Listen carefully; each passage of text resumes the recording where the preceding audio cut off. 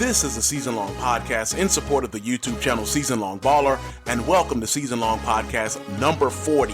As here on the Season Long Podcast, we talk about the things that have happened in our league over the past week and things that are happening just in general outside of our games, which of course focus on the Washington Wizards and our player build, Jaymont Summerz. So taking a look at what happened last week, just 2 games for the Wizards, and there is an explanation for that, of course, and that is the in-season tournament that is being played by the actual NBA. Now, you can play the in-season tournament on NBA 2K24.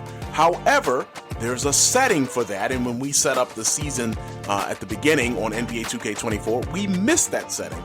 So our Wizards are not playing the in-season tournament. So they have 2 games that they would be playing if they weren't playing the tournament, of course. And those 2 games took place last Monday and Tuesday against the Nets and, of course, the Pacers, who we seem to be playing all the time now, especially for a team that is not in the same division as the Wizards. So we'll talk about the Pacers a little bit more later on. However, the games that you see, the days that you see that the Wizards did not play, that would have been the actual in-season tournament. So that is why the Wizards were not playing there. But next week, you see the Wizards will be back in full effect. 4 games next week. But that's getting a little ahead of ourselves. We will talk about the action from this week. And against that's the Nets and the Pacers. So the first game was against the Nets. And remember, our first meeting with the Nets was our first ever live stream game. And that was where Jaymont Summerz had his first triple-double. That was back on November 12th, I believe that was. And the Wizards defeated the Nets there, and they defeated the Nets here 74-60. And part of that, really a big reason for it, is that the Wizards shot 61% from the field, while the Nets were only shooting 43% from the field. And again, 43% is not horrible, but it's bad when your opponent is shooting 61%. Jaymont Summerz had a very good game, going 12 out of 19 from the field with 10 assists, going double-double with 29 points, and led the team in rebounds as well.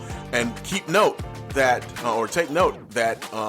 Daniel Gafford is still not back yet. So the Wizards are still playing with this lineup that is Summerz and DeLon Wright at the guards, along with Avdija and Kuzma at the forwards, and Mike Muscala starting in the middle. And that particular lineup has accounted itself very well. Believe it or not, the Wizards have played well, have not lost but 1 game, and that was the second of a home series, or back-to-back in Orlando against the Magic. And the Wizards won the first one, lost the second one. And that's really been the only loss since Daniel Gafford went out on November 15th in a blowout loss to the Mavericks. So the Wizards have been holding the fort down while Gafford is out. Now, the Nets were led by Lonnie Walker IV, who scored 17 points. And speaking of injuries, Mikal Bridges had only 2 points, and you'll notice he only played 2 minutes as he was injured, obviously, very early in the game, and that changed the complexion for the Nets. Now, speaking of injuries, I didn't mention it as I was talking about Gafford. The Wizards also lost DeLon Wright in this game. So he was out. He was replaced by Poole. He was injured later in the game. And while we're just going to stay on this injury theme, this game was also the game that Jaymont Summerz returned after the injury on Friday or a few weeks ago, Friday the 1st. So on December 1st, Summerz was injured late in the loss to the Orlando Magic. We were wondering if he was going to return. Initially, it was an ankle injury listed as day-to-day. And on Monday the 4th, he was able to play. Now, I'm thinking the reason he was able to play was because they had the 2 days off between the game against the Magic and the game against the Nets. Otherwise, I think Summerz would have missed at least 1 game. But as it stands, Gafford was out for a while. Summerz ended up not missing any time with the ankle injury. And we will see with Wright. We'll talk about that in a moment. And Walker, again, with Bridges out, Lonnie Walker IV led the led the Nets in scoring with 17. And now talking about those injuries, there you see Bridges, who was injured very early in the game, and he had right knee tendonitis, so he'll be out 2 to 4 weeks. And something else, again, just staying on this injury theme, Cam Thomas played well against us in the first meeting, but in this meeting, Thomas was injured, strained left hip, as you see, for 1 to 2 weeks. So he did not make an appearance at all in this game. So losing Bridges, losing Thomas, you're losing a little bit of scoring for the Nets. Now, for the Pacers, the second meeting of the season for the Wizards against the Pacers, keep in mind, on opening night, back on October 18th, the Wizards fell to the Pacers. And so here, the second meeting between the two, the Wizards got some measure of revenge, a 73-65 victory, as the Wizards again continued their hot shooting 58% from the field. And usually when you can shoot over 50%, you figure you have a good chance of winning.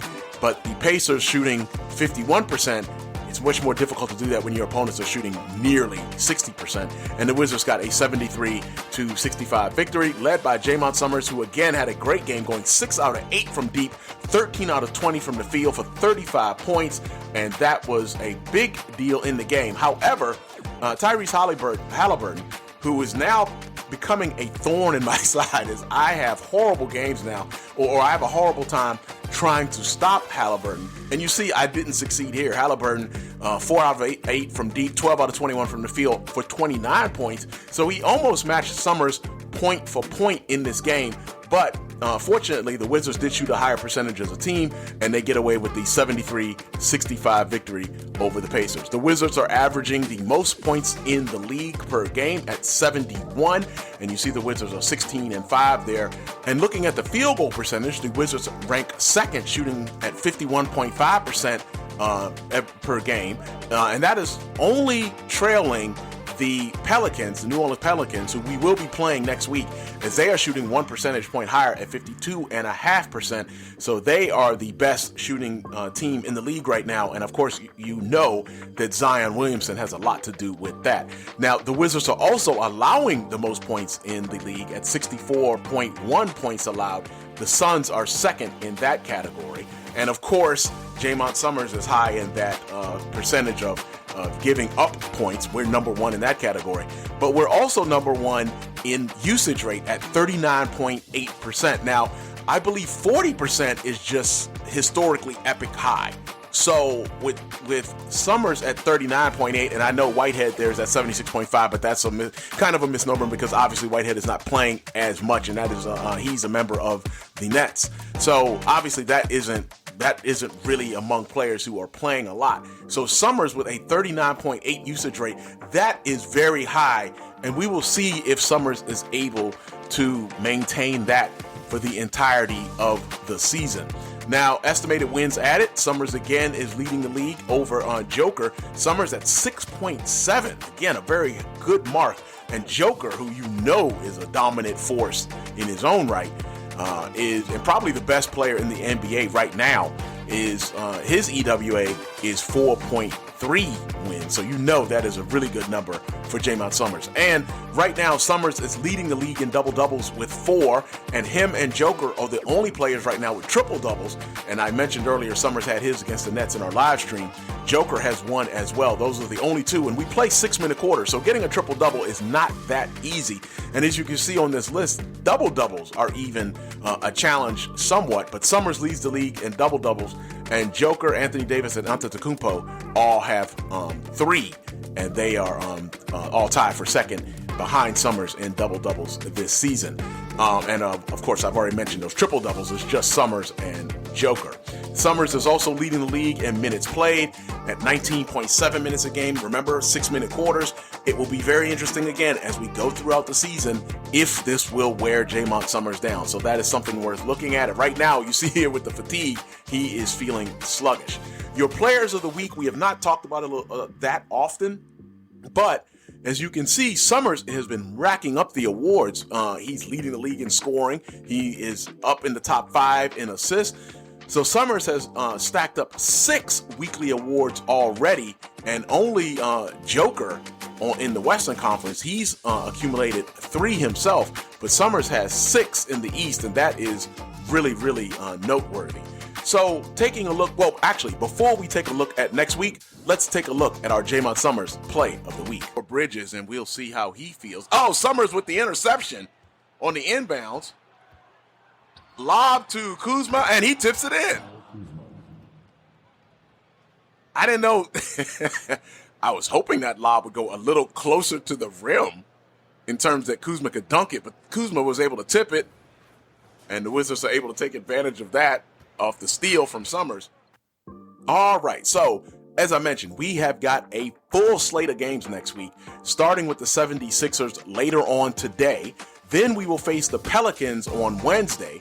The Pacers, again, are our favorite team to play, apparently. And obviously, I don't want to play Tyrese Halliburton right now, but we will be on Friday. And then next Sunday, we get another look at a Western Conference team as we will take on the Phoenix Suns and a reunion with Bradley Beal. That's right. Bradley Beal was, of course, on the Wizards last season and helped the Wizards, or you could say kind of formed the Wizards, part of the Wizards' big three with Jaymont Summerz and Kristaps Porzingis. So another reunion of sorts with a former Wizard player. So we will be playing against Bradley Beal. And of course, in our simulation, Bradley Beal has not had any back problems. So the big three of the Suns, as we're speaking of big threes, Kevin Durant and Dante Booker and Bradley Beal will all be playing in that game, provided there are no injuries before we get up to that point. But right now, Bradley Beal is healthy and helping that Suns team.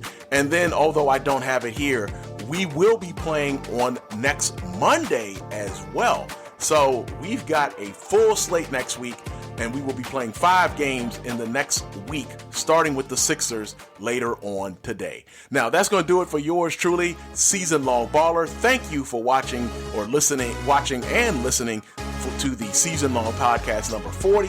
We hope to see you later against the 76ers. Have a great rest of your day. Season's greetings to you and yours. That's it for Season Long Baller.